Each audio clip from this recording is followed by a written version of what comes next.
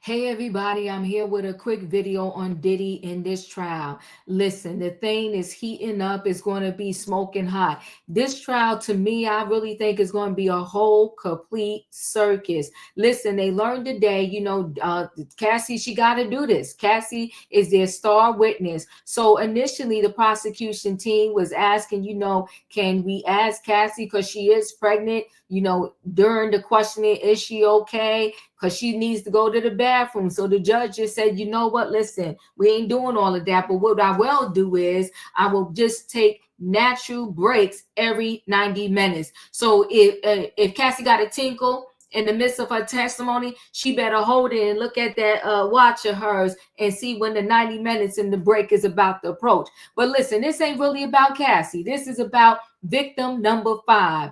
The defense team, well, let me back up. The prosecution said, you know what? We got a victim 5 that will most likely testify. And victim 5 doesn't want to testify unless they can use a pseudonym. And the judge told me today, no, no, no, no, no, no, no. If you testify, you will have to use your name. Now, I'm not quite sure how they decide that, one person can go by Jane Doe and another person cannot.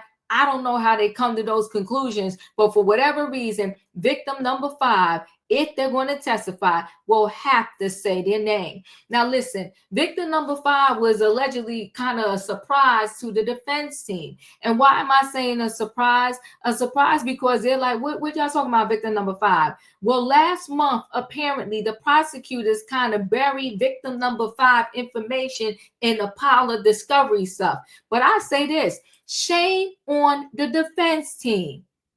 They got about 5 law firms working for Diddy. How does 5 law firms not comb through the discovery information over and over and over and over again? I don't care what they buried it in. How did you miss it?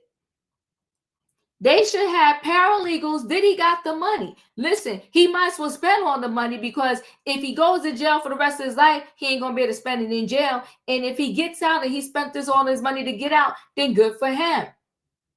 They should have paralegals working 24/7. And I'm not saying they should break labor laws and have one paralegal not go to sleep and not get no breakfast, lunch, or dinner and no bathroom breaks. No, you should have you should have shifts, 3 shifts.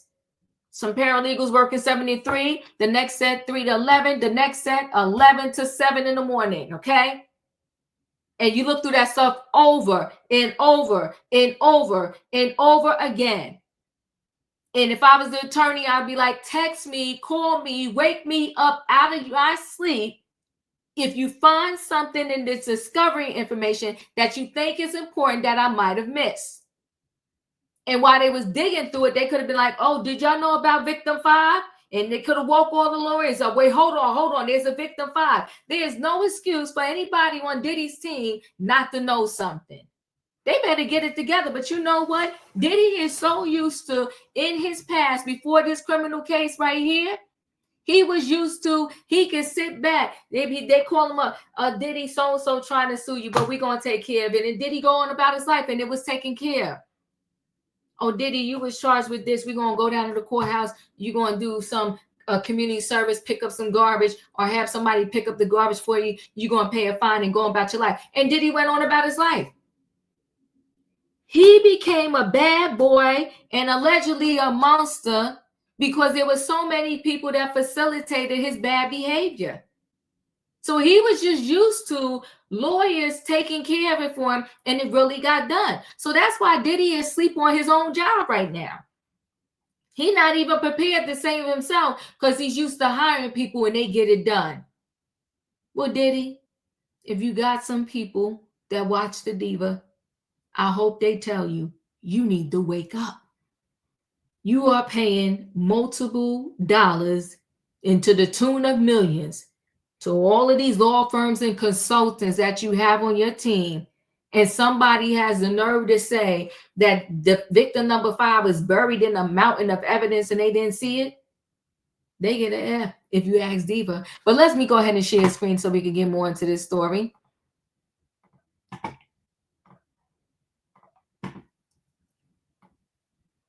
Diddy trial.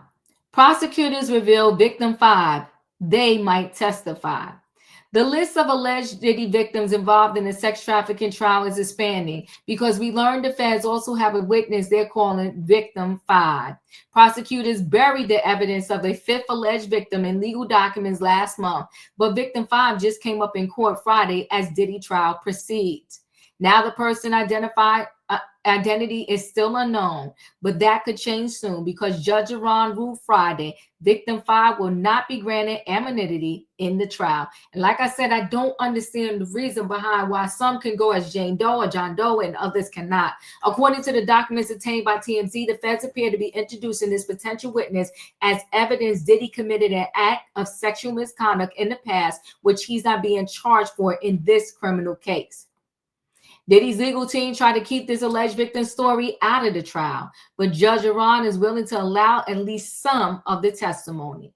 As for the other 4 alleged victims, Cassie has been long established as victim 1, and there are concerns victim 3 may not even show up in court to testify despite a subpoena. In court filings, prosecutors have said victim 2 is expected to deliver anonymous testimony about financial losses, dependency, and social isolation she experienced during their relationship, all of which made her more vulnerable to his coercion. The feds also say they have a 4th alleged victim, a former Diddy employee who was allegedly coerced into sexual acts. Ooh. Let's go ahead and take a listen. The trial starts on Monday, and we know the star witness in this case, absolutely positively, is going to be Cassie Ventura, Diddy's ex-girlfriend, who is also, everybody knows, on this horrific tape of her getting beaten by Diddy back in 2016. That tape, not the CNN version, but another version is going to be played to the jury. Well, take a look at Cassie. She is out in New York. That's her in New York today, and looking. We knew she was pregnant, and we hadn't seen her since really February when they announced that she was pregnant. But she seems pretty far along, and she will be testifying next week, taking the stand. We think that she'll testify next week, but that is going to have some impact, one hell of an impact on the jury. We have talked about before how appearance makes a difference in cases. How Diddy's appearance, wearing a sweater, having gray hair and glasses and whatnot, that it's all designed for something. Well, optics make a difference in court. And when you think about what this case is about, this is about the defense saying that not only did Diddy lead a swingers lifestyle, but so did Cassie, and that this was all consensual, and that they are saying there is no fraud, coercion, anything like that.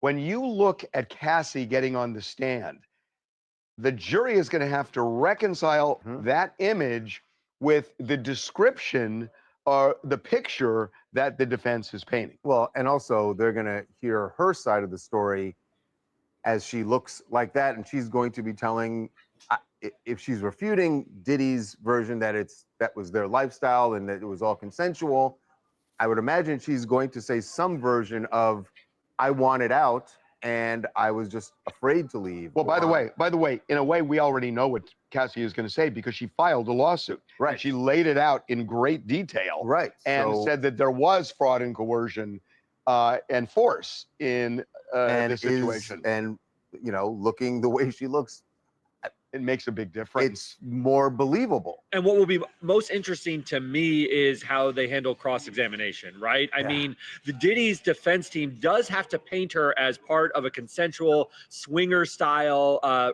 relationship with Diddy for a number of years, but reconciling that with her pregnant belly, that fact that she's already a mother to, I believe, 2 other children, and painting her in that negative light is going to be very delicate in front of that jury, and I don't know how you can really pull it off. And it will be difficult for Diddy's attorney, whoever's doing the cross-examining, to push her. You can't, you know what I mean? Like, you can't go back against her. You can't refute things she's saying and be aggressive with her. And by the way, what's going to be really important here is that Cassie video, because clearly they're going to play the Cassie video when she's on the stand, and they're going to ask her about that in great detail.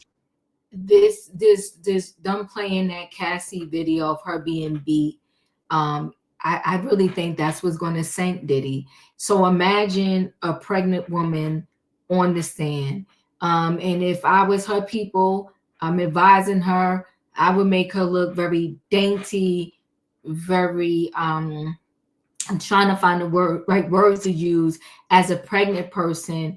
The person that needs to style her exactly right, have her looking almost like an angel pregnant. You know, pregnant women have that glow anyway. They need to have her looking like an angel pregnant. You know, not glammed up like this, right? But pull the hair back and just, you know, maybe in a bun in the back, so to speak, and have her looking like an angel, because imagine they're seeing this angelic face in the stand and pregnant, about to be a mom again. And then you're seeing her in this video getting beat. Even this, you know, unfortunately, it's not going to have anything to do with guilt or innocence. It's going to be that image in your head, like this angelic, beautiful woman on the stand with child, had to endure that.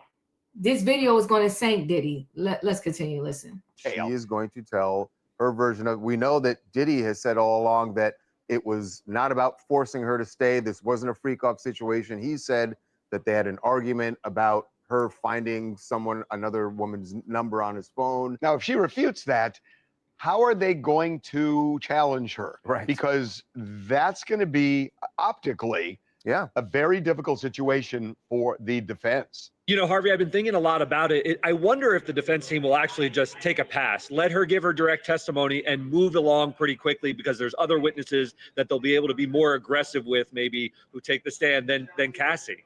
If she is the first witness to take the stand, and you tell me just strategy-wise whether this would be a good thing for the prosecutors to do. If she's the first person to take the stand, you're playing from behind if you're Diddy's team, right? Now you're in the hole right away with the jury, because let's just, Cassie's going to be come out on top in that exchange. Now you're playing from behind.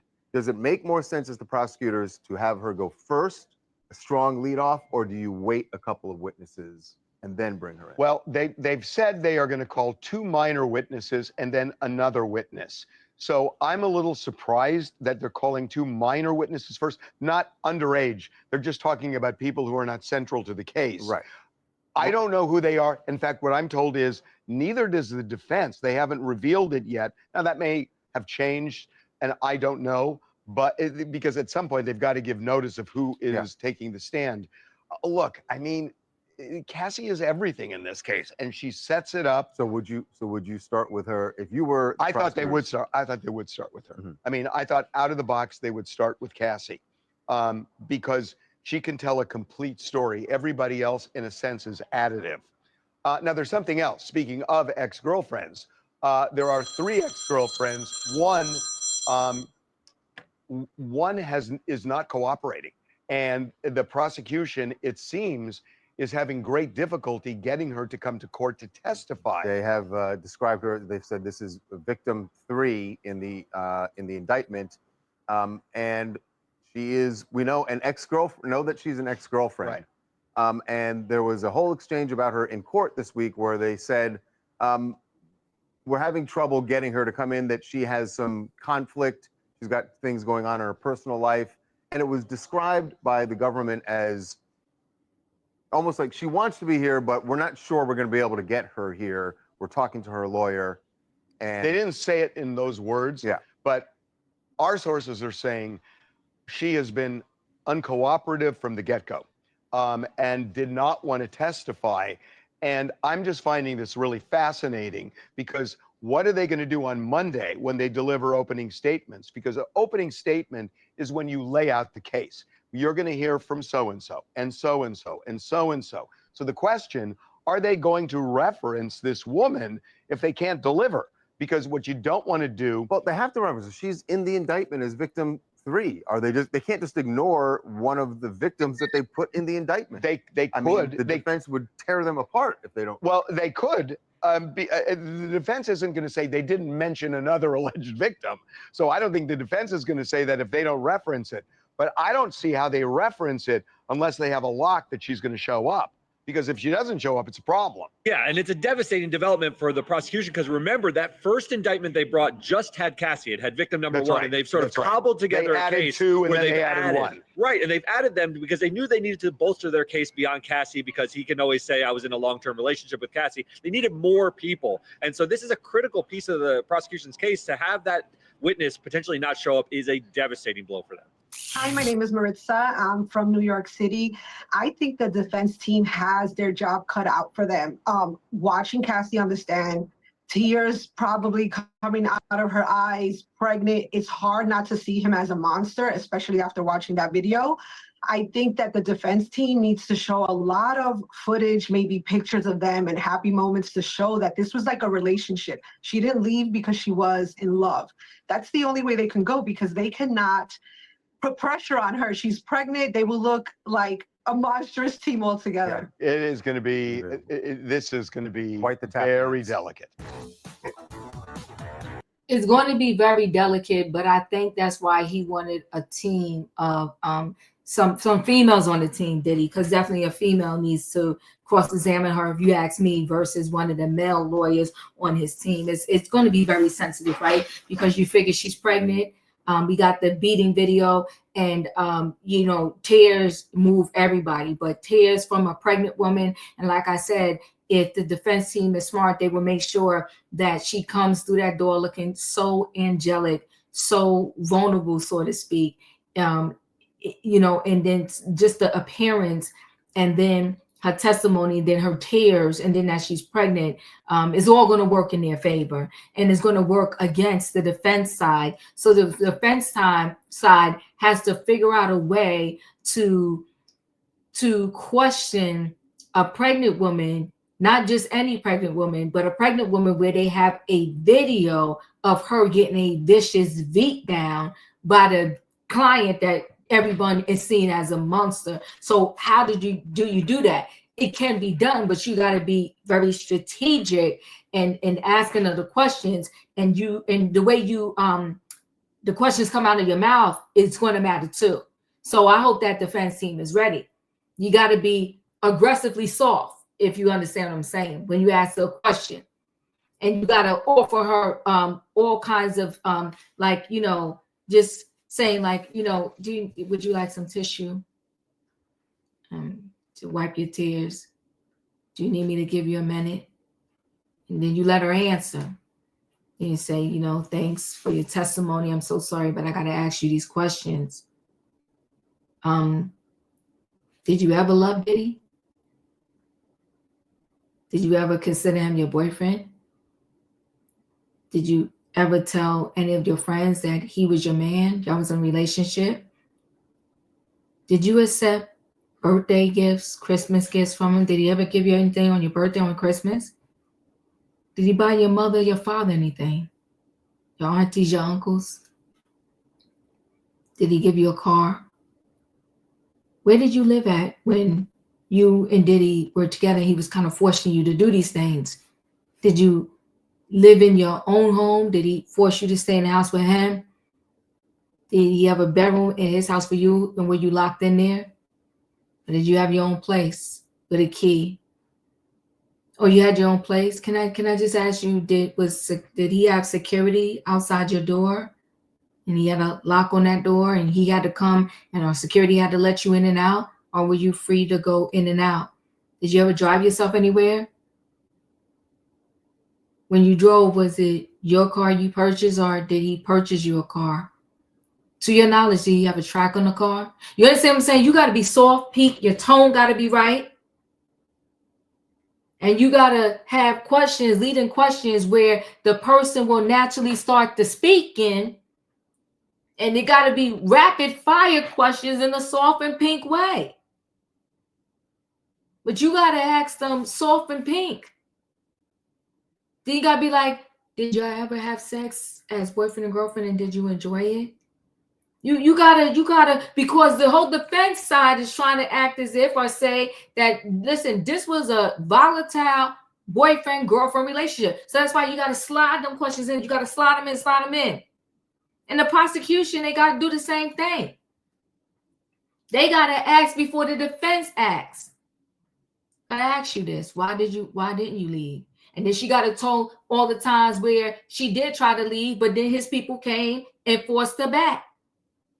But the big question that to me that she needs to answer is, well, why all of a sudden when you met your husband, he decided he wasn't no longer going to be violent, no longer going to force you, not send nobody after you, your husband, and your husband was your trainer that he hired, right? You understand where I'm coming from? They could get this thing done. Either side can get this thing done. It depends on how smart the lawyers are on each side and how they address this thing. Now, I don't want to, I joked around and said, in my next life, I'm be a lawyer, but I don't know if I want to be. But let me tell you this, if I was, I could defend either side. And I'm so confident in self, no matter what side I defend, I will win. I will get this thing done. But listen, guys, chat with me in the comments. And when I get an opportunity, I will chat back. If you're not a subscriber, subscribe. Hit the notification bell so that every time I upload a video, you will be notified. If you are a subscriber, welcome back, everybody. Thanks for watching. Let me know your thoughts. Victim number 5 was allegedly piled up in some paperwork that they submitted into discovery for the defense team last month, and the defense team didn't know about it. It don't make no sense. Hit the like button. I'll see you in the next video.